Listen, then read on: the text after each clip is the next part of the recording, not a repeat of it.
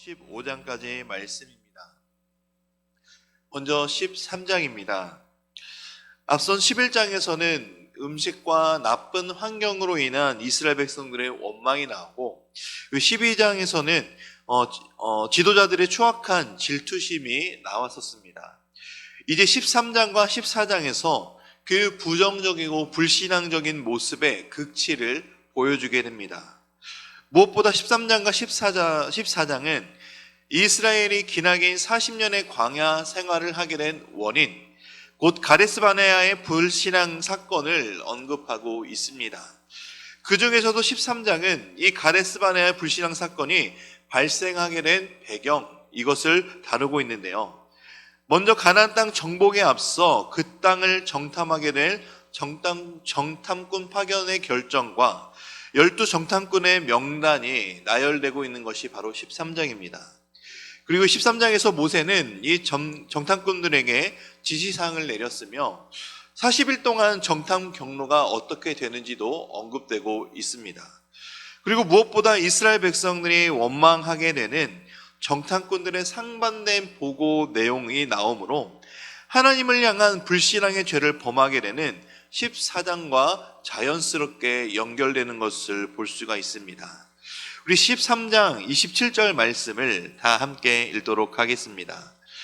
모세가 말하여 이르되 당신이 우리를 보낸 땅에 간즉 과연 그 땅의 젖과 꿀이 흐르는데 이것은 그 땅의 과일이니이다. 12정탐꾼이 보고 왔던 땅, 40일 동안 그 땅을 정탐하고 두루 다니던 결과 그들이 봤던 그 가나안 땅은 하나님이 약속하셨던 대로 과연 풍족한 땅이었습니다. 가나안 땅은 매우 풍족하고 풍요로운 땅이었기에 이제 이스라엘 백성들은 그 땅을 믿음으로, 하나님의 약속을 믿음으로 그 땅을 정복하기만 하면 되었습니다. 그러나 여호수아와 갈렙을 제외한 나머지 10명의 정탐꾼들의 부정적인 보고는 이스라엘 백성들이 마음을 위축시켰고 풍요로운 땅이라고 가져왔던 증거였던 그 땅의 모든 소산물이었던 열매들은 이제 그 땅은 정복이 불가능하다는 것을 판단하는, 그 판단을 굳히는 증거가 되고 말았습니다. 하나님의 말씀이 기준이 되어 살아가야 하는 이스라엘 백성들은 이 하나님의 말씀에 순종하고 하나님의 말씀을 굳게 믿고 나아가야 함을 잊고 말았다는 것입니다. 이것을 기억함으로 우리는 이 시대를 살아가는 우리 그리스도인들에게는 하나님의 말씀이 기준이 되어야 되고 하나님의 말씀이 우리의 약속이 되어야 하는 줄을 믿어야 합니다. 그러해야 되기 때문에 하나님의 말씀을 믿으며 기록된 것을 지키며 그리고 우리에게 약속하신 우리가 그 천국을 바라보며 살아가는 것이 바로 이 땅을 살아가는 우리들의 성도로서의 삶이 되어야 합니다. 바로 이 믿음이, 하나님의 말씀을 믿고 순종하는 이 믿음이 성도의 가장 기본 되는 믿음인 줄을 믿으시기 바랍니다. 이런 믿음이 없다면 10명의 정탐꾼과 같은 잘못을 범하기 때문입니다. 그렇기 때문에 우리는 여호수아와 갈렙 같은 하나님을 향한 신실한 믿음으로 하나님의 말씀을, 그 말씀 그대로를 믿음으로 이 세상을 살아가는 것을 기억하시기 바랍니다. 14장입니다. 14장은 가나안 땅은 하나님이 약속하신 약속의 땅인 것을 우리는 알고 있습니다. 바로 가나안은 하나님과의 친밀한 교제 속에서 하나님의 은혜롭고 선하시고 복된 통치를 맛보는 삶이 되어지는 곳, 그것이 바로 가나안 땅이었습니다. 이 땅의 복을 누릴 수 있는 사람은 바로 의인들입니다. 구약에서 의인이란 믿음으로 사는 사람들, 하나님을 향한 믿음으로 사는 사람들을 의인이라고 이야기합니다. 이 믿음은 여호와 하나님을 경외하고 사랑하여 그분의 말씀에 순종하는 데서 나타납니다.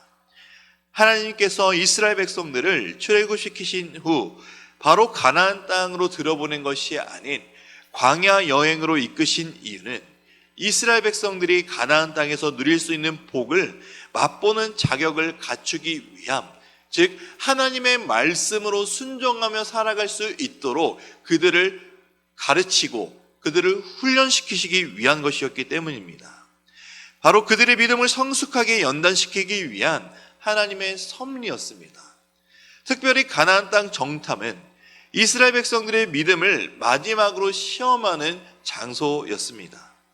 그러나 갈렙과 여호수아를 제외한 정탐꾼들은 그 땅을 거주민들을 삼키는 땅이라 하였고, 이 보고는 이스라엘 가운데 내재되어 있었던 하나님을 향한 불신앙, 하나님을 향한 원망을 폭발시키는 트리거가 되었습니다. 4절 말씀, 우리 14장 4절 말씀을 함께 읽겠습니다. 이에 서로 말하되 우리가 한 지휘관을 세우고 애굽으로 돌아가자 하매. 하나님에 대한 반역의 극치를 보여주는 장면이 바로 이 14장 4절의 말씀입니다. 종되었던 애굽 땅에서 건져내 주신 분이 바로 하나님이십니다. 구원해 주신 하나님의 섭리와 능력과 은혜를 저버리며 다시 노예 생활로 돌아가고자 하는 발언, 하나님의 구원 계획을 완전히 거절하였고 하나님과의 언약도 완전히 파기하려는 배도한 행동이었습니다. 이에 하나님께서는 이스라엘 백성들을 심판으로 멸절시키신 이후 모세를 중심으로 새로운 국가를 세우고자 계획하셨습니다. 그러나 하나님과 이스라엘 백성들의 중보자였던 모세는 하나님의 진노를 돌이키려는 하나님의 그 진노를 잠재우려고 하는 기도를 또한 드리게 됩니다. 이런 모세의 기도를 하나님께서는 들어주셨지만 하나님께서는 사랑과 공의의 하나님이시기 때문에 이 공의를 실천하셔야만 했습니다.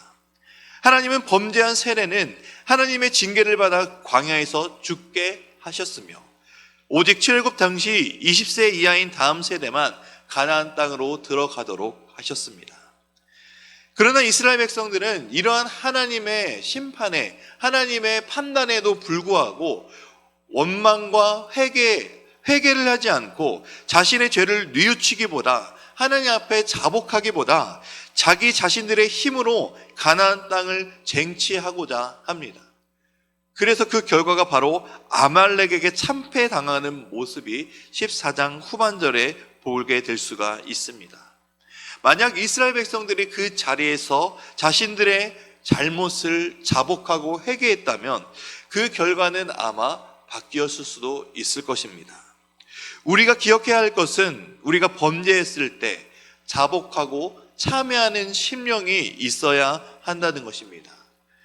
우리가 진정으로 죄를 자복하고 회개할 때 하나님은 우리를 용서해 주실 것입니다. 이스라엘 백성과 하나님 사이에 모세가 중보했던 것처럼 우리 사이에 바로 예수 그리스도께서 우리의 중보자로 계시기 때문입니다.